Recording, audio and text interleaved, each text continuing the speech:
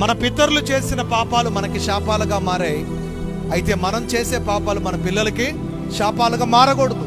ఇమ్మీడియట్గా మనం ఏదైనా పాపపు లోకంలో జీవితంలో ఉండుంటే కనుక ఇప్పటికప్పుడే ఆ పాపాన్ని ఆపేసేసేయాలి. నీవు చేసే పాపాలు గుర్తుపెట్టుకోండి, నీ పిల్లలకి శాపాలుగా మారుతున్నాయి. దేవుణ్ణి నువ్వు లక్ష్య పెట్టకుండా చేసే, దేవునికి వ్యతిరేకమైన పని చేసే పాపం ఏదైతే ఉందో ఆ పాపం వల్ల ఏమవుతుందంటే పిల్లలకి, మన కడుపున పుట్టిన పిల్లలకి శాపంగా మారుతుంది.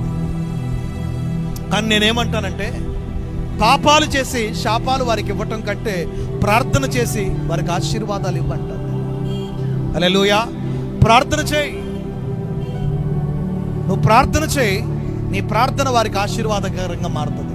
తల్లిదండ్రులారా గుర్తుపెట్టుకోండి, మీరు పాపం చేసి వారికి శాపాలు ఇవ్వకండి, మీరు ప్రార్థన చేసి వారికి ఆశీర్వాదాలు ఇవ్వండి.